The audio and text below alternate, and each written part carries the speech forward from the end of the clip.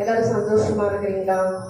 இது கர்த்தர் உண்டு பண்ணின நாளாமே, இதிலே நாம் களி கூர்ந்து மகிழ வேண்டுமாமே. ஆகவே ஒரு சில பாடல்களை நாம் பாடி ஆண்டுடைய நாமத்தை நாம் மகிமைப்படுத்துவோம்.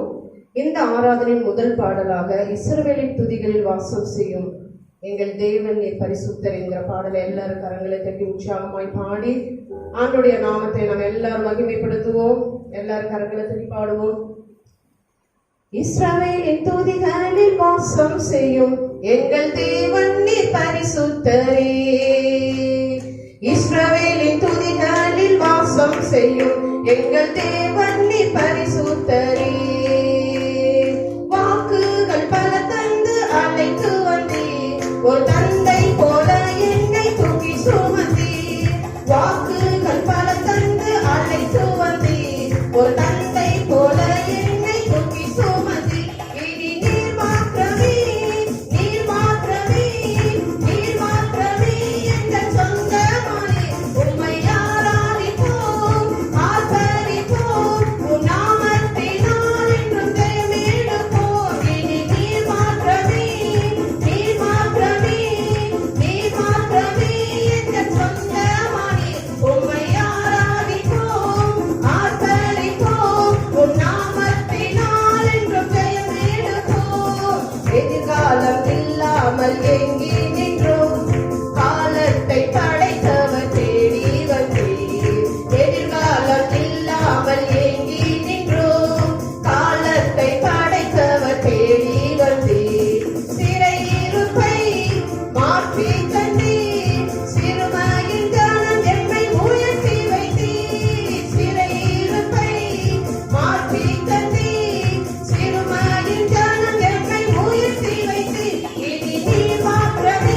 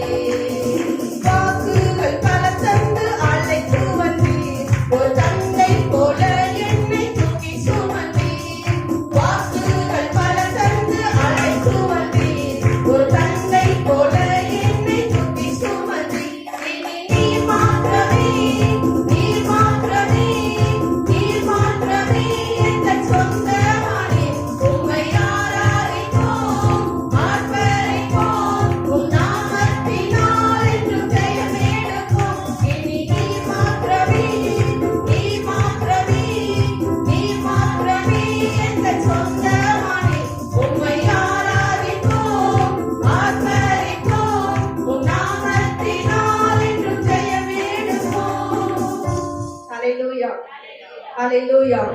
ஆண்டவராகிய தெய்வம் நல்லவர். ஆமென். ஹalleluya. இந்த வாழ்க்கையில அநேக வாக்குகளை கொடுத்து நம்மை அற்புதமாய் நடத்தி வந்த தெய்வம் நல்லவர். ஆமென். ஒப்பு கொடுத்து ஆண்டவரே இந்த நாள்ல என்னோடு பேசும், உம்முடைய வார்த்தை ஜீவன் உள்ளது, உம்முடைய வார்த்தை ஆவியா இருக்குது, பலனாய் இருக்குது என்று சொல்லி ஆண்டவருடைய சமூகத்தில் எல்லாரும் ஒப்பு கொடுத்து ஜெபம் பண்ணலாமா? நன்றி ஆண்டவரே, நீ பேசும் ஆண்டவரே, நாங்கள் கேட்கிறோம். உம்முடைய வார்த்தை ஜீவன் உள்ளது, உம்முடைய வார்த்தை பலன் உள்ளது. உம்முடைய வார்த்தைக்காக எங்களை முழுவதுமாக நாங்கள் அர்ப்பணிக்கிறோம் அப்பா. இந்த அற்புதமான நேரத்திலே தாழ்த்துகிறோம், வெறுமையாக்கி அர்ப்பணிக்கிறோம் ஆண்டவரே. முதலாவது எங்களை முழுவதுமாக ஒப்பு கொடுக்கிறோம், உம்முடைய வார்த்தைக்கு அர்ப்பணிக்கிறோம். நீ பேசும் உம்முடைய வார்த்தைக்கு நேராக எங்கள் சிந்தைகளையும் எண்ணங்களையும் ஒருமுகப்படுத்தி காத்துக்கிறோம். இயேசு கிறிஸ்து நாமத்தில் ஜெபிக்கிறோம் பிதாவே, ஆமென் ஆமென்.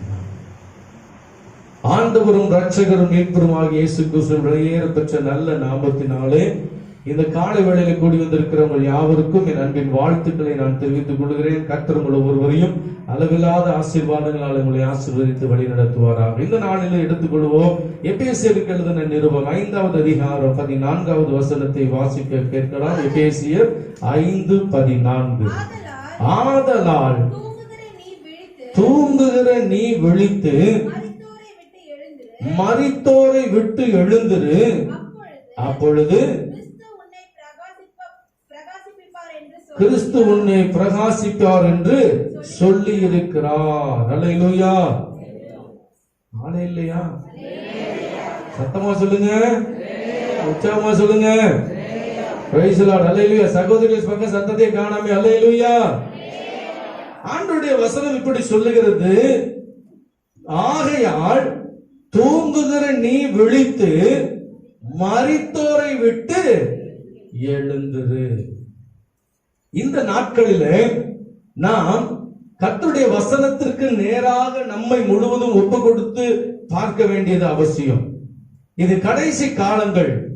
ஆண்டவராக இயேசு கிறிஸ்து வரப்போகிற வருகையின் நாட்கள் மிக சமீபமாய் இருக்கிறபடினாலே இந்த நாட்களில் கொஞ்சம் நம்முடைய வாழ்க்கையை வேத வசனத்தோடு கூட ஒப்பிட்டு பார்க்க வேண்டியது ரொம்ப முக்கியத்துவம் வாய்ந்த ஒன்றாய் இருக்கிறது.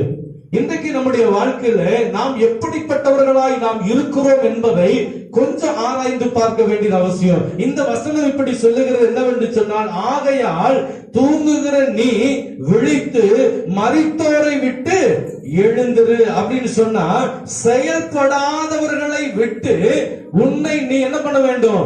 எழுப்பி தள்ளி நிற்க வேண்டியது அவசியம். செயல்பட முடியாது இருக்கிறவர்களை விட்டு நீ ஒதுங்கி நிற்க வேண்டியது அவசியம். உன்னை நீ தனிமைப்படுத்திக் கொள்ள வேண்டியது அவசியம். நீ செயல்படுகிறவனாக இருப்பாய் என்று சொன்னால், உனக்கு ஜீவன் இருக்கிறது என்று சொன்னால், மரித்தவரோடு கூட நீ இருக்க கூடாது.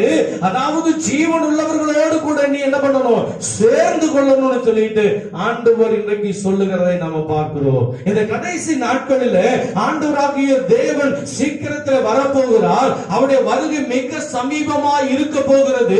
அப்படி இருக்கும் பட்சத்திலே தூங்கிக் கொண்டு இந்த நாட்களிலே நாம் காலத்தை ஓட்டிக் கொண்டிருக்கிறவர்களாய் இருக்கக்கூடாது. நாட்கள் பொல்லாதவைகளாய் இருக்கிறபடியினாலே காலத்தை பிரயோஜனப்படுத்திக் கொண்டு நம்முடைய வாழ்க்கையை சற்று நாம் ஆராய்ந்து பார்த்து எந்த இடத்திலே நாம் இருக்கிறோம், எந்த காரியங்களை செய்து கொண்டு இருக்கிறோம், தேவனுடைய திட்டத்தை நாம் புரிந்து செயல்படுகிறோமா, தேவனுடைய விருப்பத்தை புரிந்து நாம் நடக்கிறோமா, தேவன் எதற்காக என்னை ரட்சித்தார், எதற்காக அபிஷேகித்தார், எதற்காக என்னை தெரிந்து கொண்டார், எதற்காக இந்த நாட்களில் என்னை ஜீவனோடு வைத்திருக்கிறார் என்பதை அறிந்து அதன் மூலமாக நம்முடைய வாழ்க்கை செயல்படுகிறதுக்கு ஏதுவான காரியங்களை நாம் செய்து கொண்டிருக்கிறோமா? இல்லை. ஒன்றும் இல்லாதவர்களாய், ஒன்றும் செய்ய தெரியாதவர்களாய், அல்லது ஒன்றுமே செய்ய முடியாதவர்களாய் முடங்கி போன நிலையிலே நாம் காணப்படுகிறோமா என்பதை கொஞ்சம் ஆராய்ந்து பார்க்க வேண்டும் என்று சொல்லி இந்த வேத வசனம் நமக்கு நினைப்பூட்டுகிறது. அல்லேலூயா. ஒவ்வொரு மனிதனுடைய வாழ்க்கை குறித்து ஆண்டவர் ஒரு மிகப்பெரிய திட்டத்தை வைத்திருக்கிறார். திருச்சபைக்குள்ள இருக்கிற ஒவ்வொரு மனிதனுக்கும் ஆண்டவர் ஒரு மிகப்பெரிய திட்டத்தை வச்சிருக்கிறார். இந்த மகன், இந்த மகள் என்னுடைய திட்டத்தை நிறைவேற்றுவான், என் விருப்பத்தை நிறைவேற்றுவார், என் சித்தத்தை நிறைவேற்றுவார், நான் அவனுக்கு கொடுத்திருக்கிற காரியங்களை அவர்கள் நிறைவேற்றி செல்லுவார்கள் என்று சொல்லி அந்தந்த காரியங்களை எல்லாம் அப்படியே நிறைவேற்றுவாங்கன்னு சொல்லி ஆண்டவர் நம்பி இருக்கிறாரு. ஆமென் சொல்லலாமா? சத்தமா சொல்லலாமா? அப்போ தேவனுடைய திட்டத்தை நாம் வாங்கி வைத்துக் கொண்டு செயல்படாத நிலையில இருந்து கொண்டிருக்கிறோமா, அல்லது செயல்படுகிறதற்கு ஏதுவான காரியங்களை செய்கிறதற்கு நம்மை முழுவதுமாய் ஒப்புக் கொடுக்கிறோமா என்பதை நம்ம பார்க்க வேண்டியது அவசியம். ஆமென் சொல்லுங்க.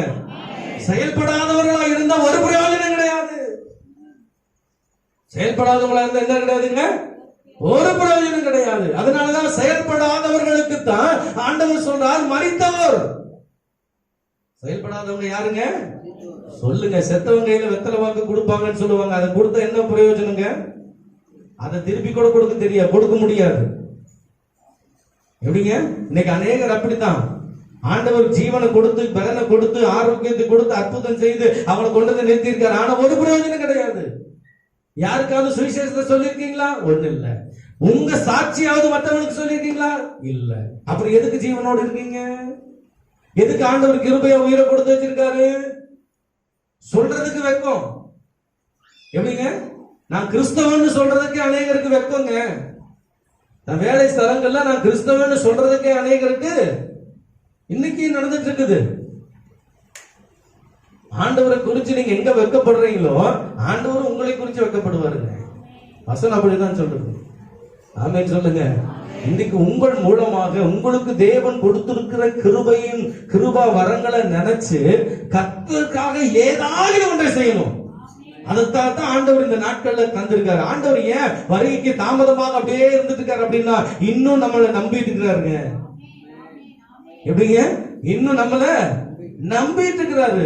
இந்த மகன் என் ஆத்தும ஆதாயம் செய்வான், இந்த மகன் என் சுவிசேஷத்தை சொல்லுவான், இந்த பிள்ளை எனக்காக எழும்புவான், என் சித்தத்தை நிறைவேற்றுவான், என் தாகத்தை தீர்ப்பான் என்று சொல்லி ஆண்டவர் நம்பிட்டு இருக்கிறாரு.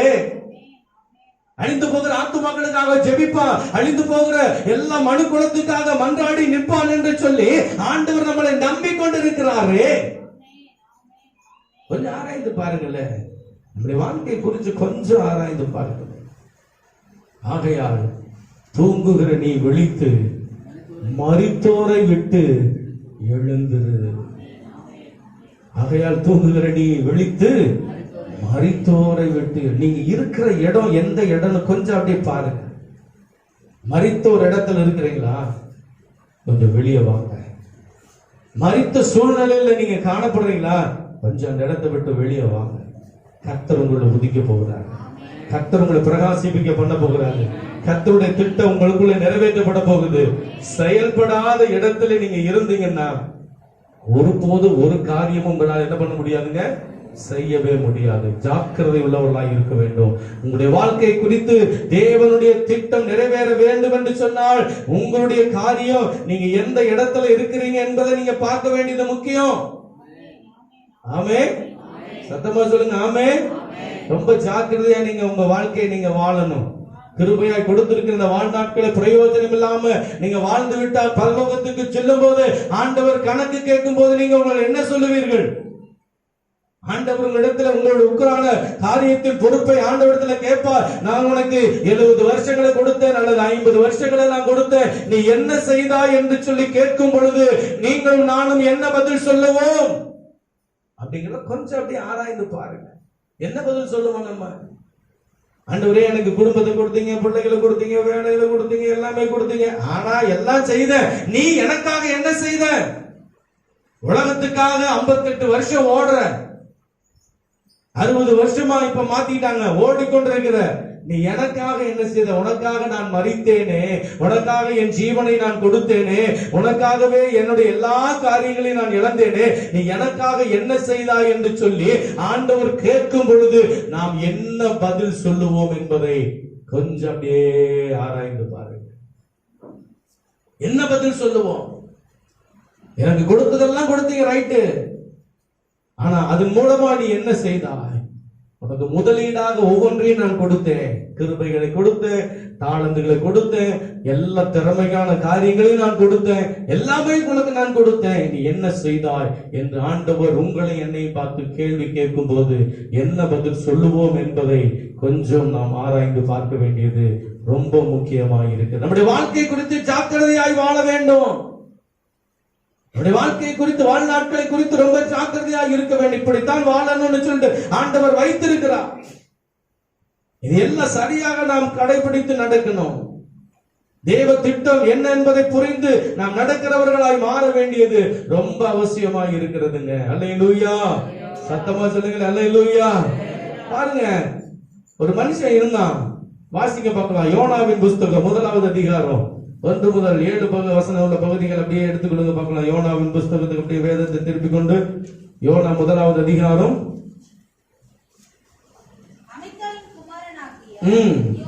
யோனாவுக்கு உண்டாகி நீ எழுந்து நினைவேவுக்கு போய் அதற்கு விரோதமாய் பிரசங்கி அவர்களுடைய அக்கிரமம் என் சமூகத்திற்கு வந்து எட்டினது என்றார். அப்பொழுது யோனா, நல்லா கவனிங்க, நல்லா கவனிங்க. ஆண்டவருடைய திட்டத்தை யோனாவுடைய கையிலே ஆண்டவர் சொல்லிட்டார். நீ என்ன பண்ணணும் சொல்லுங்க? மகாநகரமாகிய நினைவேவுக்கு நீ போ. நினைவேவுடைய பாவம் அக்கிரமம் தேவ சமூகத்துமாகிய என்னிடத்துல வந்தது எட்டுகிறது. அக்கிரமம் பெருகி போச்சு, பாவம் பெருகி போயிருச்சு, துன்பம் பெருகி போயிருச்சு, விபச்சாரம் வேசித்தனங்கள் பெருகி போயிருச்சு, ஆண்டவருக்கு பிரியமில்லாத காரியங்கள் பெருகி போயிருச்சு, தேவனுக்கு பயப்படுகிற காரியம் குறைஞ்சு போயிருச்சு, எல்லாம் குறைஞ்சு போயிருச்சு. ஆண்டவர் சொல்றாரு, நீ நினைவேவுக்கு போ. என்ன சொல்றாருங்க? வசந்த மீண்டும் வாசிங்க. மகாநகரமாகிய நினைவேவுக்கு போ, அதற்கு விரோதமாய் பிரசங்கம் பண்ணு. பாவம் செய்யற ஆத்துமாக்களை பார்த்து நீ பேசு, அக்கிரமம் செய்யற ஆத்துமாவை பார்த்து நீ பேசு அப்படின்னு சொல்லி இந்த தீர்க்கதரிசியை ஆண்டவர் அனுப்புறாரு. ஆனா யோனாவோ என்ன பண்ணாரா சொல்லுங்க? கர்த்தருடைய சமூகத்தினின்று விலகி. இன்னைக்கு அநேக திருச்சபையில் அநேக விசுவாசிகளுடைய நிலை இப்படிதான் இருக்குது. கர்த்தருடைய சமூகத்தை விட்டு விலகிறாங்க. ஆலயத்துக்கு வருகிற போது மாத்திரம் கர்த்தர், ஞாயிற்றுக்கிழமை மாத்திரம் ஆண்டவர், ஞாயிற்றுக்கிழமை மாத்திரம் அப்படியே பரிசுத்தம், ஞாயிற்றுக்கிழமை மாத்திரம் தோத்திரம். அப்புறம் பாத்தீங்கன்னா வாயில வர்றது எல்லாமே விசேஷமான வார்த்தைகள் தான். கர்த்தரை விட்டு விலகிட்டாங்க, கர்த்தருடைய சமூகத்தை விட்டு விலகிடுறாங்க. ஜெபம் கிடையாது, பைபிள் கிடையாது, ஆண்டவரோடு இருக்கிற உறவு கிடையாது. ஆண்டவருடைய பிள்ளைகளை பார்த்தா திரும்பிட்டு போயிடுவாங்க. கர்த்தருடைய பிள்ளைகளை பார்த்தா திரும்பிட்டு போயிடுவாங்க. ஏன்னா அவங்க பார்த்து பேசுவாங்க, தோத்திரம் இருந்தார், நல்லா இருக்கீங்களா, ஜெபம் பண்ணீங்களான்னு கேட்டா என்ன பண்றது? பைபிள் படிச்சீங்களான்னு கேட்டா என்ன பண்றது? ஏன் பிரதர் இப்படி இருக்கிறீங்கன்னு கேட்டா என்ன பண்றது? மனுஷனுடைய வாழ்க்கையை குறித்து கொஞ்சம் ஆராய்ந்து பார்க்கணும். உங்க வாழ்க்கைய கர்த்தருடைய சமூகத்திலே காணப்படுறீங்களா? யோனாவை போல கர்த்தருடைய சமூகத்தை விட்டு விலகி போய் விடுகிறீர்களா? பாஸ்டர், நீங்க என்ன பிரசங்கம் பண்ணாலும் எங்களுக்கு ஏறதுதான் ஏறும், எங்களால எவ்வளவு இது பண்ண முடியுமோ அவ்வளவுதான் அப்படின்னு நினைச்சிட்டு இருக்கிறீங்களா? காலம் கடைசிங்க, இனி நாட்கள் செல்லாதுங்க. எப்படிங்க? இனி நாட்கள் செல்லாது, காலம் ரொம்ப கடைசி, ரொம்ப கடைசி நிமிஷத்துல நம்ம நின்று கொண்டு இருக்கிறோம். கடைசி நாட்களுக்குள்ள நாம வந்திருக்கிறோம். ரொம்ப ஜாக்கிரதையா இருக்கணும். யோனா கர்த்தருடைய சமூகத்தை விட்டு விலகி. உங்களுடைய வாழ்க்கையை கொஞ்சம் அப்படியே நிறுத்தி பாருங்க. நீங்க கர்த்தருடைய சமூகத்துல நிற்கிறவர்களா இருக்கிறீர்களா, இல்லை கர்த்தருடைய சமூகத்தை விட்டு அவ்வப்போது விலகி விலகி விலகி விலகி போகிறவங்களா இருக்கீங்களா? கர்த்தருடைய சமூகத்தை விட்டு, ஆண்டவருடைய பாதத்தை விட்டு விலகி போகிறவர்களா இருக்கிறீர்களா? தேவ திட்டத்துக்கு விரோதமான காரியங்களை செய்கிறவர்களா இருக்கிறீங்களா? உங்க குடும்பம் கர்த்தருடைய சமூகத்தை விட்டு விலகி போகிற குடும்பமாய் இருக்குதா?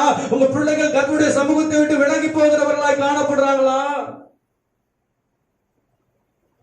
பெற்றோர்களாகிய நாம் கர்த்தருடைய சமூகத்துல இருந்தால் பிள்ளைகளும் கர்த்தருடைய சமூகத்தில் நிலைச்சிருப்பார்கள். ரொம்ப முக்கியம், ரொம்ப முக்கியம்.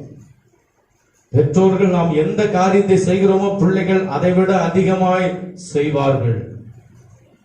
இன்னைக்கு நம்ம என்ன காரியம் செய்யறோமோ அதை விட அதிகமா அவங்க செய்வாங்க. நீங்க அதிகமாய் தேவனோடு கூட இருப்பீங்கன்னு சொன்னா உங்க பிள்ளைகள் அதிகமாய் தேவனுடைய சமூகத்திலேயே கிடப்பாங்க.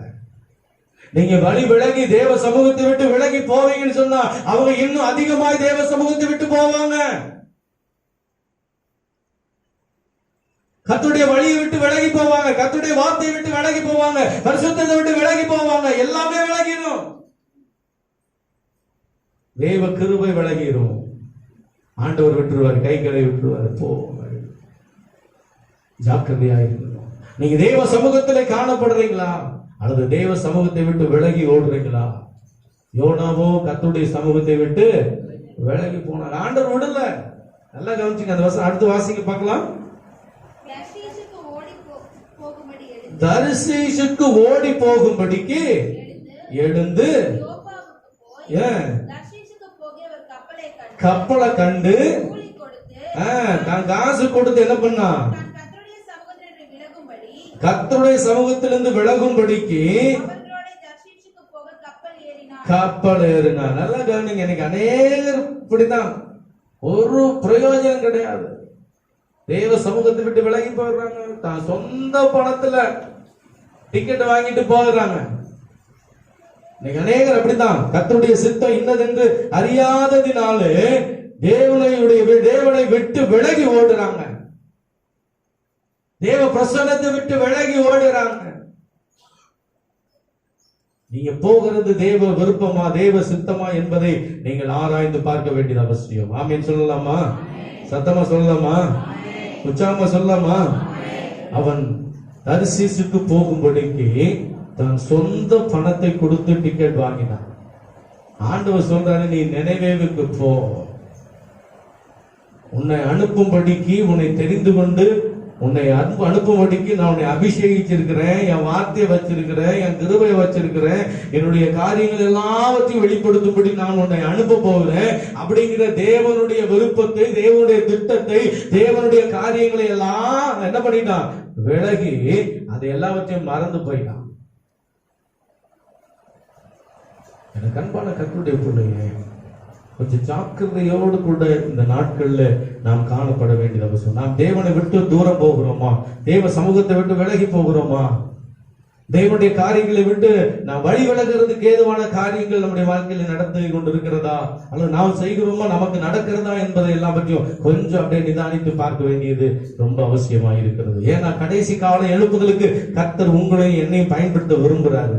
உங்களை என்னையும் உபயோகப்படுத்த விரும்புறாரு.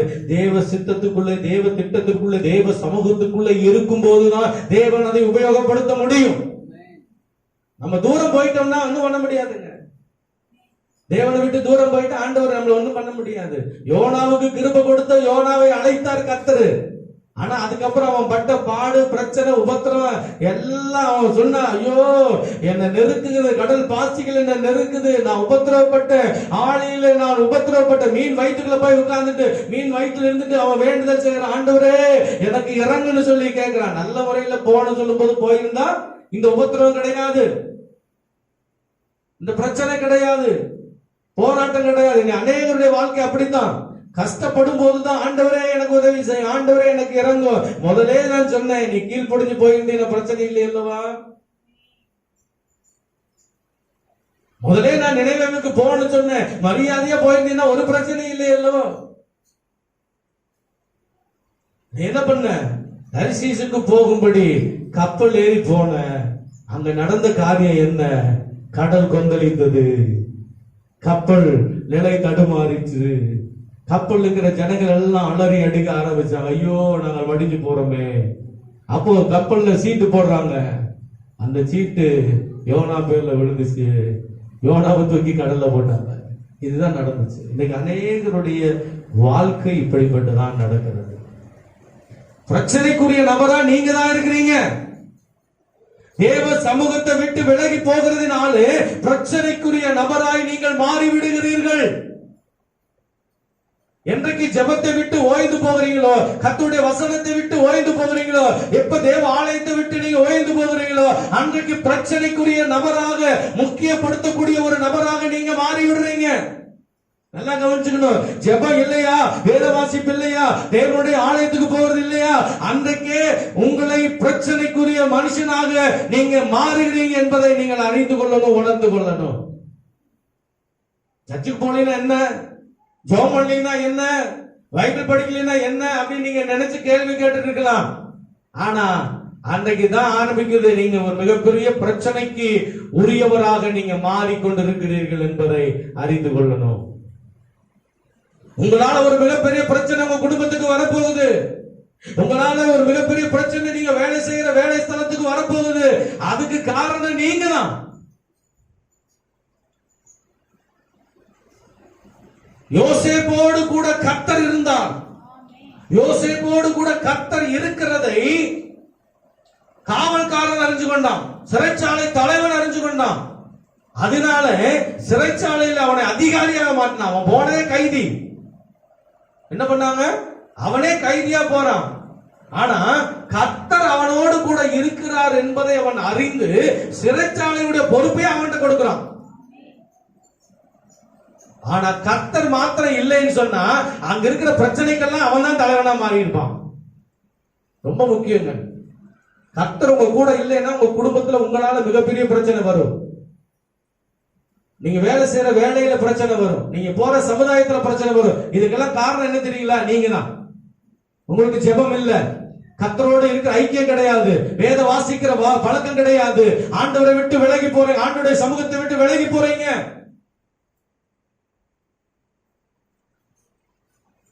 ஆண்டவருடைய பிரசன்னத்தை விட்டு நீங்க விலகி போனீங்கன்னு சொன்னா ரொம்ப உபத்திரப்படணும், ரொம்ப கஷ்டப்படணும், ரொம்ப வேதனைப்படணும். வாலிபனே, வாலிப பிள்ளையே, ஆண்டவருடைய சமூகத்தை விட்டு விலகி போகாதீங்க. ஜெபத்தை விட்டு விலகிடாதீங்க. கர்த்தருடைய வழியை விட்டு விலகிடாதீங்க. கர்த்தருடைய வார்த்தையை விட்டு விலகிடாதீங்க.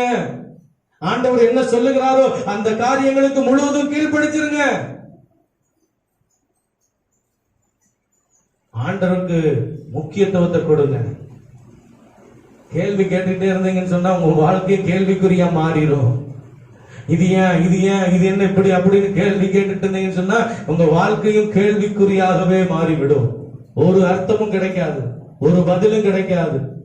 கர்த்தருடைய சமூகத்திலே சொல்லும் அடியேன் கேட்கிறேன் என்று எந்த ஒரு மனிதன் சொல்லுகிறானோ அவனுடைய வாழ்க்கையை எடுத்து உபயோகப்படுத்த கர்த்தர் மிகப்பெரிய காரியத்தை அவன் கையில கொடுத்தவனை உயர்ந்த ஸ்தானத்தில் கொண்டு வந்து வைக்கிறதற்கு அவர் போதுமானவராய் இருக்கிறார்.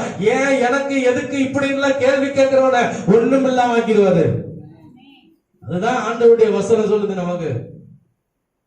ஜாக்கிரதையாய் நம்முடைய வாழ்க்கையை வாழணும், ஜாக்கிரதையாய் வாழணும். இந்த யோனா கர்த்தருடைய சமூகத்தை விட்டு விலகி போனான். கர்த்தருடைய சமூகத்தை விட்டு அவன் விலகி போனான்.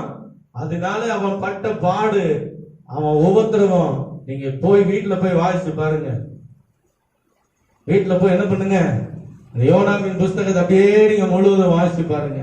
அவன் பட்ட பாடு, எத்தனை பிரச்சனை, எத்தனை வேதனைகள், எத்தனை கஷ்டத்தை அனுபவிச்சு மீண்டும் ஆண்டவர் என்ன பண்ணாரு, அவனை தூக்கி எடுக்கிறாரு. போனான், நினைவேவுக்கு போனான், சுவிசேஷத்தை சொன்னான், ஆண்டவருடைய நியாய தீர்ப்பை குறித்து பிரசங்கம் பண்ணினான். ஒரே நாள் லட்சக்கணக்கான ஜனங்கள் மனம் திரும்பி கர்த்தருடைய சமூகத்திற்குள்ளே மாறினார்கள். அல்லேலூயா. அழிக்கப்பட வேண்டும் என்று சொல்லி தேவன் திட்டம் பண்ணின அந்த நினைவேவை கர்த்தர் கிருபையாய் காப்பாற்றுவதற்கு யோனா மிகப்பெரிய காரியங்களை செய்தான். அல்லேலூயா. தேவ சமூகத்தை விட்டு நீங்க விலகி போகிறவர்களாய் இருக்கக்கூடாது. தேவனுடைய பாதத்தை விட்டு நீங்க விலகி போகிறவர்களாக இருக்கக்கூடாது. தேவனுடைய சத்தத்திற்கு செவி கொடுத்து ஆண்டவர் என்ன சொல்றாரோ அதை அப்படியே கேட்கணும். ஆண்டவர் சாமுவேல், சின்ன சாமுவேல் தூங்கி கொண்டிருந்தான். சாமுவேலே, சாமுவேலே என்று ஆண்டவர் கூப்பிட்டாரு. அவன் போய் எலியாவிட்ட போய் கேட்கிறான், கூப்பிட்டீங்களா அப்படின்னா, நான் கூப்பிடல. மறுபடியும் சாமுவேலே, சாமுவேலே அப்படிங்கிறாரு. மறுபடியும் போய் கேட்கிறான், மறுபடியும் என்ன கூப்பிட்டீங்களா, நான் கூப்பிடல. அப்பதான் தெரிஞ்சிட்டாரு, கர்த்தர் சாமுவேலை கூப்பிடுகிறார். அப்பதான் சொல்லி கொடுத்தார். ஆண்டவர் கூப்பிடுறாரு, சொல்லும் அடியேன் கேட்கிறேன் என்று நீ சொல்லு. சொல்லும் அடியேன் கேட்கிறேன் என்று நீ சொல்லு. இன்னைக்கு நான் உங்களுக்கு சொல்றது அதுதான். கர்த்தருடைய சமூகத்துல காத்திருங்க, கர்த்தர் பேசுவார். சொல்லும் அடியே நீர் என்ன சொல்லுகிறீரோ அதை கேட்கிறேன் என்று நீங்கள் ஆண்டவரிடத்துல நீங்கள் சொல்லுங்க. கர்த்தர் உங்களை உபயோகப்படுத்த ஆரம்பிப்பார். கர்த்தர் உங்களை உயர்த்த ஆரம்பிப்பார். உங்க நிலையிலிருந்து கர்த்தர் தூக்கி எடுப்பார். தேவ சமூகத்தை விட்டு புறம்பே போன உங்களை மீண்டும் திரும்ப கூட்டி வந்து அவருடைய கிருபையால் உங்களை தூக்கி எடுத்து உங்களை உபயோகப்படுத்துவார், உங்களை பயன்படுத்துவார், உங்களை மீண்டும் அபிஷேகிப்பார், உங்களை மீண்டும் உயர்ந்த ஸ்தானத்துல கொண்டு வந்து நிறுத்துவதற்கு அவரே போதுமான தேவனாய் இருக்கிறார். அல்லேலூயா. அதனாலதான் கர்த்தர் சொல்றார், தூங்குகிற நீ விழித்து மரித்தோரை விட்டு எழுந்திரு, கர்த்தர் உன்னை பிரகாசிப்பிக்க பண்ணுவார். எல்லாரும் எழுந்து நிற்கலாமா? ஆண்டுடைய சமூகத்துல ஒப்பு கொடுத்து எல்லாரும் எழுந்து நின்று, ஆண்டவரே இன்னைக்கு இந்த ஏன் நிலை என்னன்னா நான் ஆராய்ந்து பார்க்கிறேன். சொல்லுங்க எல்லாரும். ஒவ்வொருடைய நிலை தெரியும், உங்களுக்கு தெரியும் உங்க நிலை எப்படிப்பட்டதா இருக்குது, உங்க காரியங்கள் எப்படிப்பட்டதா இருக்குது. நீங்க தேவ சமூகத்துக்குள்ள இருக்கிறீங்களா அல்லது தேவ சமூகத்தை விட்டு விலகி இருக்கிறவங்களா காணப்படுறீங்களா? ஆண்டவருக்கு உங்களுக்கு தெரியும். ஒப்பு கொடுங்க, தேவ சமூகத்துல அறிக்கை செய்யுங்க. இன்றைக்கு ஆண்டவர் ஒரு மிகப்பெரிய காரியங்களை செய்து உங்களை வழி நடத்தி செல்வதற்கு அவரே போதுமானவராக இருக்கிறார். எல்லாரும் கண்களை மூடி ஒருமனப்பட்டு எல்லாரும் கேட்கலாமா? ஹல்லேலூயா, ஹல்லேலூயா. தேவ சித்தம் உங்களை கொண்டு செய்ய வேண்டிய காரியத்தை உங்களை கொண்டுதான் செய்வாரு. உங்களை கொண்டு என்னென்ன செய்யணும்னு சொல்லி ஆண்டவர் பிளான் பண்ணிக்கிறோம் அதை உங்களை கொண்டுதான் செய்வாரு. அதுக்கு உங்களை நீங்கள் அர்ப்பணிங்க. ஒப்பு கொடுப்பீங்களா? தேவ சமூகத்தில் அர்ப்பணிப்பீங்களா? வலது கரத்தை உயர்த்தி ஹல்லேலூயா சந்தரதர பகதுரதரவா ரீதலபா கபதரதுரபலரபோ ரீதரர சந்தரரபா. ஹல்லேலூயா, ஹல்லேலூயா. தேவ சமூகத்தை விட்டு விலகி போனா யோனா. தேவ பிள்ளையே, நம்ம சொல்றோம் யோனா விலகி போனா அப்படின்னு சொல்றோம். ஆனா காரணம் ஒண்ணு இருக்குல்ல, அதை நம்ம புரிஞ்சுக்கணும். நினைவேவின் ஜனங்கள் அவர்கள் கீழ்த்தட்டு மக்கள், ஆனால் யோனாவோ அவன் மேல்தட்டு மக்களா இருந்தான். நல்லா கவனிச்சுங்க. அந்த காலங்களிலும் ஜாதி வெறி. ஊழியம் செய்கிற யோனாவா தான் இருந்தான், கர்த்தருக்கு ஊழியம் செய்கிறவனா தான் இருந்தான். ஆனா நான் போய் கீழ் ஜாதிக்கு போய் சுவிசேஷம் சொல்லக்கூடாது, கீழ் ஜாதி என்ன வேணாலும் எனக்கு என்ன அப்படின்னு சொல்லிட்டு அவன் போகல. அதனாலதான் அவன் ஆண்டவர் சொன்னதை விட்டு ஆண்டோடைய சமூகத்தை விட்டே விலகி போயிட்டான். இன்னைக்கு அநேகருடைய வாழ்க்கை அப்படிதான் இருக்குது. தன் ஜாதி பெருமையை மறக்க முடியல, பண பெருமையை விட முடியல. நான் வேலை இப்படிப்பட்ட வேலை செய்யறேன் தெரியுமா, அதை விட முடியல. அந்தஸ்தை விட முடியல. கடைசியா மீன் வயிற்றுக்குள்ள போய் நாட்டத்துக்குள்ள இருக்கும் போதுதான் நினைச்சான், ஐயோ நம்ம எவ்வளவு பெரிய தப்பு பண்ணிட்டோம்னு சொல்லி. அப்பதான் உணர்வு அடைஞ்சான். ஜாதி பெருமையை தூக்கி அடிச்சிட்டு தேவ சித்தத்துக்கு தன்னை முழுவதும் ஒப்பு கொடுத்து போனான். எனவே ஜனங்கள் அழிவில் இருந்து காக்கப்பட்டாங்க. உங்க வாழ்க்கையில எப்படிப்பட்ட ஒரு காரியங்கள் இருக்கும் என்று சொன்னால், நான் உயர்ந்த ஜாதி தெரியுமா, என்ன எப்பேற்பட்ட இடத்துல இருந்து குளத்துல இருந்து வந்திருக்கேன் தெரியுமா, ஒண்ணும் கிடையாதுங்க. ஜீவன் போயிருச்சுன்னா செத்து போயிட்டோம்னு சொன்னா போனோன்னு தான் சொல்லுவாங்களே தவிர உங்க பேரை கூட உபயோகப்படுத்த மாட்டாங்க. நல்லா கவனிச்சுங்க. செத்து போயிட்டீங்கன்னு சொன்னா பணம் எப்ப தப்பு இந்த பணத்தை எடுக்கிறீங்க அப்படின்னு தான் கேட்பாங்களே தவிர உங்க பேரை சொல்ல மாட்டாங்க. வாழ்க்கையை கொஞ்சம் ஆராய்ச்சி பாருங்க. தேவ பிரசன்னத்தை விட்டு நீங்க விலகி போகிற காரியங்கள் எதுவாயினும் பெருமையா இருக்கணும். எல்லாவற்றையும் விட்டுட்டு ஆண்டுடைய சமூகத்துல உங்களுடைய பாதம் ஒன்றே எனக்கு போதும், நீர் உங்களுடைய சித்தத்தின்படி என்னை நடத்தி செல்லும் ஆண்டவரே என்று சொல்லி வலது கரத்தை உயர்த்தி ஒரு நிமிஷம் கேட்கலாம். ஆண்டவரே, என்னிடத்துல பெருமையான காரியம் எது இருந்தாலும் அதை எடுத்து போட்டுருங்க. வேண்டாம், பெருமை வேண்டாம். பெருமையுள்ளவனுக்கு தேவன் எதிர்த்து நிற்கிறீர்களோ எடுத்து போட்டுடுங்க.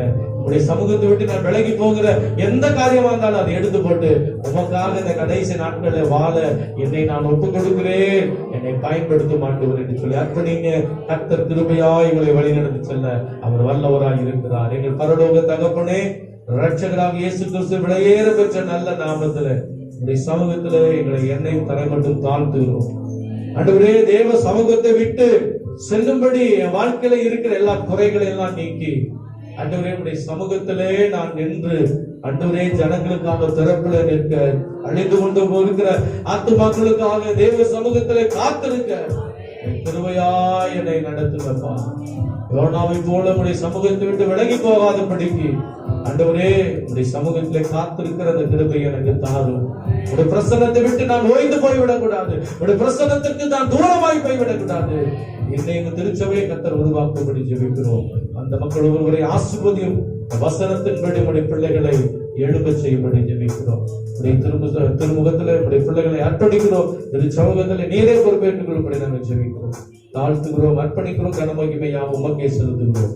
இயேசு கிறிஸ்துவின் விலையேற பெற்ற நாமத்தில் ஜெபிக்கிறோம் எங்கள் நல்ல பிதாவே, ஆமென். எல்லாரும் சேர்ந்து சொல்லுவோமா? என் ஆத்துமாவே எங்களுடைய பரிசுத்த நாமத்தை சொல், ஆத்துமாவே கர்த்தரை சொல், அந்த சகல பாவங்களை மறவாதே.